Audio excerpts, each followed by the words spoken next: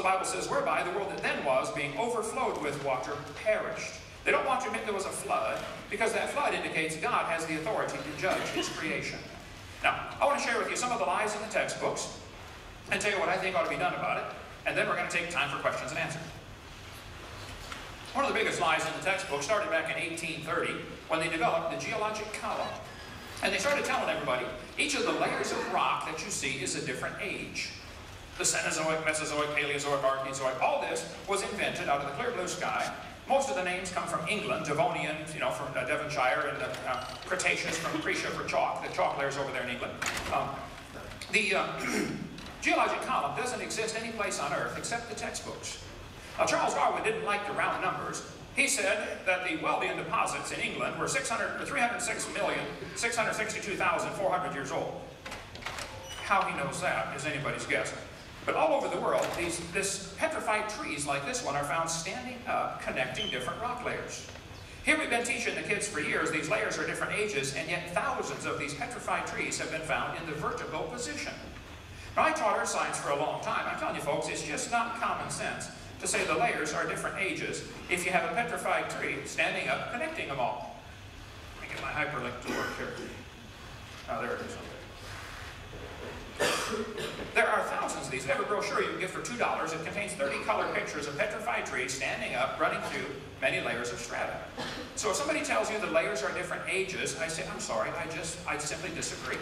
The way science is supposed to work, you get a theory, and then somebody says, hey, here's my evidence for the theory or against the theory. All right? There is ample evidence against the theory that the layers are different ages. This has been known for centuries, that petrified trees exist in the vertical position, connecting layers that are supposedly millions of years different in age. So, I disagree when somebody says the layers are different ages. Now, this is, though, what all of the evolution theory is based on. This geologic column simply does not exist.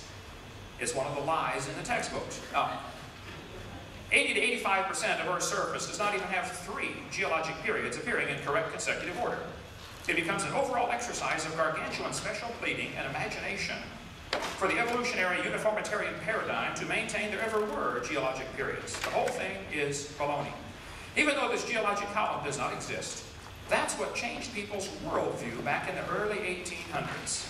People began to doubt the creation view of history, because that's what was commonly taught in the early 1800s, and they began to believe the Earth is millions of years old.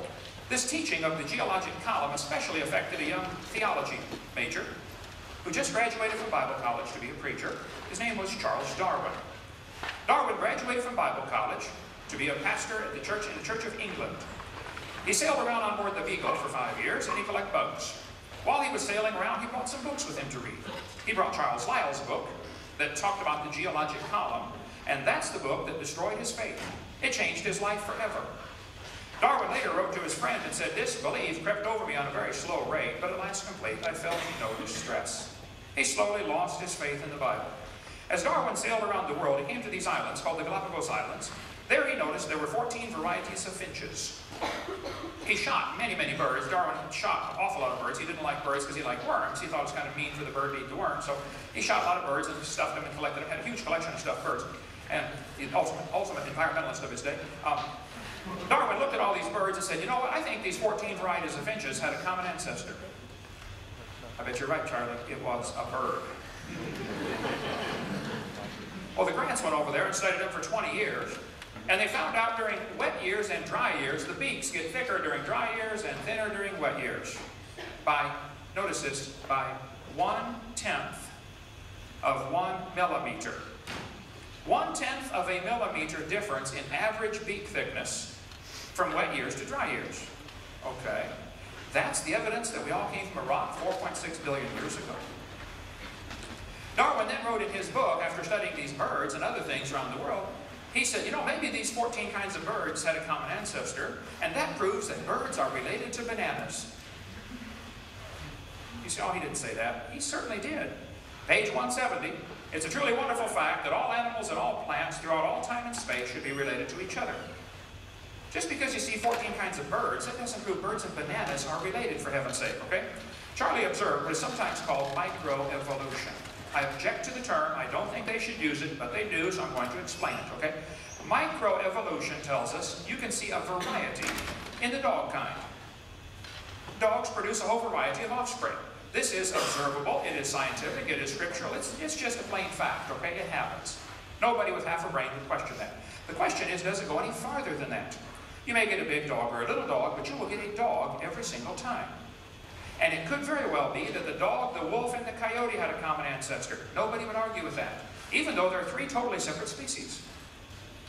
I have 5-year-olds do this all the time in the audience. I say, okay, kid, here's a dog, a wolf, a coyote, and a banana. Which one is not like the others?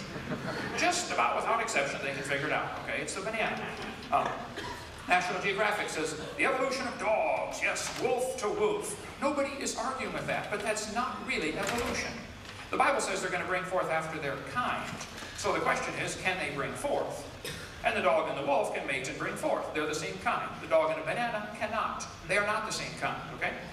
This word evolution has 6 meanings, and if you're going to discuss evolution, it's extremely important you define what you're talking about.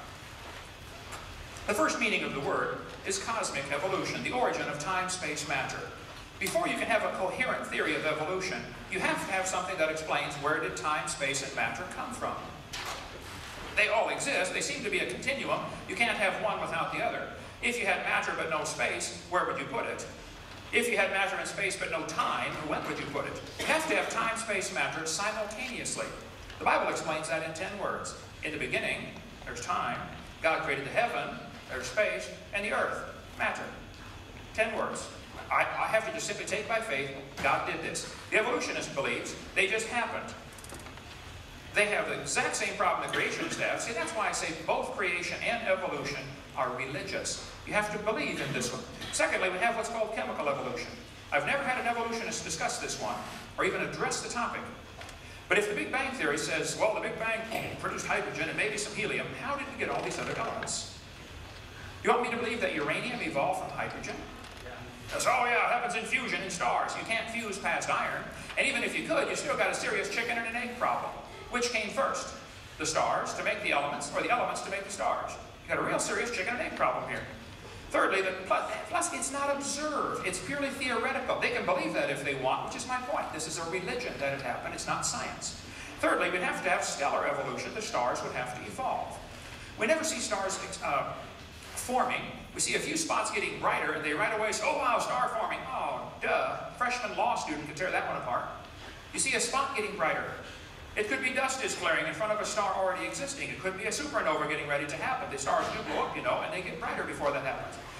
And there are all kinds of laws, like Boyle's gas law, that would prevent a star from forming from a dust cloud.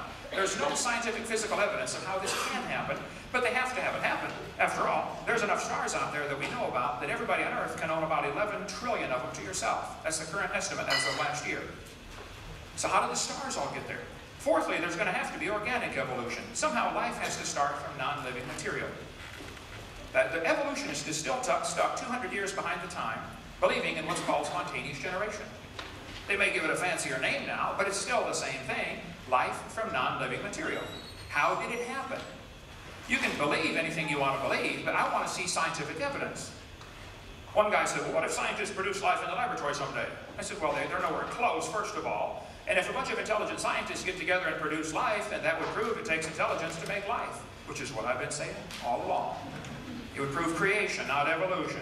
Fifthly, we have what's called macroevolution. This is where an animal changes from one kind into another. Nobody's ever seen that. Lastly, we have what's called microevolution. And again,